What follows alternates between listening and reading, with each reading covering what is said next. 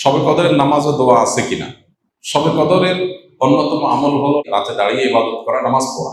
এই জন্য আমরা লাইলাতুল কদরে ইনশাআল্লাহ তৌফিক অনুযায়ী দুই রাকাত করে করে লম্বা লম্বা কেরাত, লম্বা লম্বা রুকু, লম্বা লম্বা সিজদা দিয়ে খুব মনোযোগের সাথে দীর্ঘ সময় নিয়ে আমরা নামাজ আদায় করার চেষ্টা করব। এটাই হলো লাইলাতুল কদরের নামাজ। এর কোনো রাকাত সংখ্যা নাই যে এত রাকাত পড়তে হবে, যার যতটুকু তৌফিক হয়, 2 রাকাত, 4 রাকাত, 6 রাকাত, 8 রাকাত তারাবির পরে রাতভর আমরা সেই নামাজগুলো পড়তে থাকবো ইনশাআল্লাহ। নামাজের পাশাপাশি লাইলাতুল কদরে করার জন্য স্পেশাল আমল নবী করিম সাল্লাল্লাহু আলাইহি সাল্লামের পক্ষ থেকে রেকমেন্ডেড আমল একটাই আছে, সেটা হলো মা আয়েশা রাদিয়াল্লাহু তাআলা বর্ণিত হাদিসে যে দোয়ার কথা আমরা জানি, সেটা হলো আল্লাহুম্মা ইন্নাকা আফুউন তুহিব্বুল আফওয়া ফাফু আন্নি। হে আল্লাহ, আপনি ক্ষমাশীল, ক্ষমাশীলতাকে পছন্দ করেন, অতএব আমাদেরকে ক্ষমা করে দিন। এই দোয়া বেশি বেশি করে করা।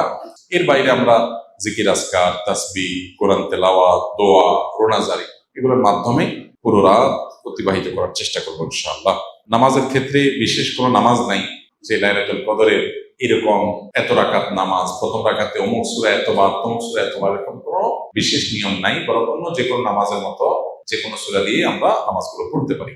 রমজানে কোনো ব্যক্তি হঠাৎ এমন অসুস্থ হয়ে গেল যে সাহরি খেয়ে রোজা রাখতে পারবে না, সেক্ষেত্রে ওই ব্যক্তির রোজার কাফারা কি হবে?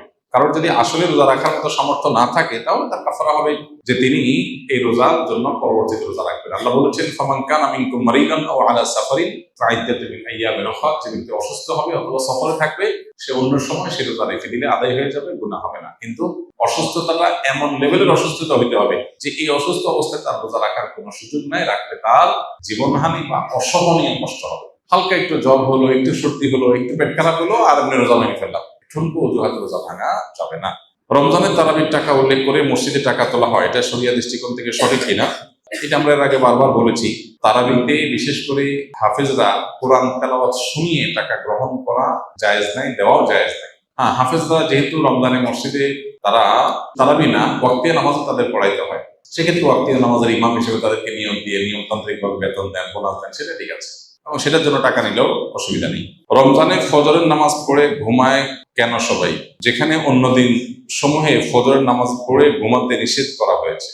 ফজরের নামাজের পর ঘুমাতে সরাসরি কোরআন বা হাদিসে নিষেধ করা হয়নি, তবে কোরআন এবং হাদিসের আলোকে ওলামায়ে কেরাম সকালের ঘুমকে অনুত্তম বলেন। এর মানে এই না যে সকালের ঘুমটা কোরআন বা হাদিসে পরিষ্কারভাবে নিষিদ্ধ। একটা সময় নবী সাল্লাল্লাহু আলাইহি ওয়াসাল্লাম ঘুমাতে অপছন্দ করতেন, সেটা হলো মাগরিবের পরে। আয়েশা রাদিয়াল্লাহু তাআলা আনহা বলেছেন, কানা নবী সাল্লাল্লাহু আলাইহি ওয়াসাল্লাম ইয়াকরাহুন নাওমা ক্বাবলা আল ইশা ওয়াল হাদিসা বা'দা। নবীজি এশার আগে ঘুমানো অপছন্দ করতেন, আর এশার পরে কথা বলা অপছন্দ করতেন। এশার পরে ঘুম আর এশার আগে কোনো ঘুম না। এর বাইরে ফজরের পরে তিনি সাধারণত তার যে লাইফস্টাইল, তার যে দৈনন্দিনের রুটিন ছিল, সেখানে ফজরের পরে ঘুমের রুটিন ছিল না, বা ঘুমের রুটিন পাওয়া যায় না। তিনি ফজরের পরে ব্যক্তিগত আমল করতেন, জিকির আজকার করতেন, লম্বা সময় ধরে অন্যান্য কাজ করতেন, এরপরে তিনি কাইলুলা করতে যেতেন দুপুরে। এটা ছিল তার লাইফস্টাইল।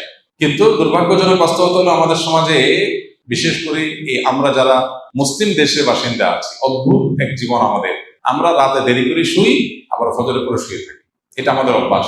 পৃথিবীর যত উন্নত দেশ আছে, সেটা পূর্বে হোক পশ্চিমে হোক, গোটা বিশ্ব জুড়েই দেখবেন যে বেশিরভাগ উন্নত দেশগুলোতে মানুষ রাতে তাড়াতাড়ি ঘুমায় আর ভোরে উঠে কাজ শুরু করে, পড়ালেখা শুরু করে, কোনো ঘুম নাই।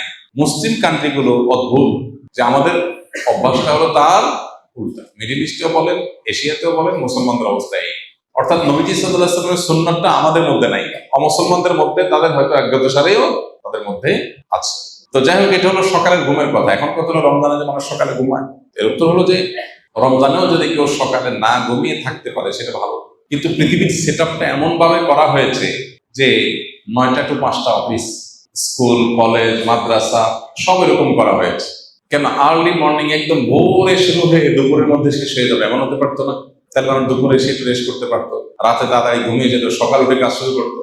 এই যে আমাদের একটা সিস্টেম ডেভেলপ হয়েছে, যে সিস্টেমটার মধ্যে সুন্নাহ পালন করাটা কঠিন, এরকম পরিস্থিতিতে কারোর যদি অসুবিধা হয়, তিনি রমজানে তারাবি পড়ে শুতে শুতে 10:30 11টা বেজে গেছে, আবার এদিকে তার সকালে উঠে অফিসে যেতে হবে, সারাদিন একদম রেস্টের সুযোগ পাবেন না, তিনি যদি সকালে ঘুমান, গুনাহ হবে না।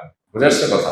তবে সকাল সন্ধ্যার যে দোয়াগুলো, সেগুলো অন্তত পড়ে তারপর শোয়া উচিত। আরো ভালো হয় যদি এশাকটা পড়ে তারপর শোয়া হয়, আরো ভালো হয় যদি চাষটা পড়ে তারপর শোয়া হয়। কিন্তু যদি কেউ এটা না পারেন, তাহলে এটা তার গুনাহের কারণ হবে না ইনশাআল্লাহ তাআলা, কারণ এটা পরিষ্কারভাবে কোনো গুনাহ বা নিষিদ্ধ কোনো বিষয় নয়।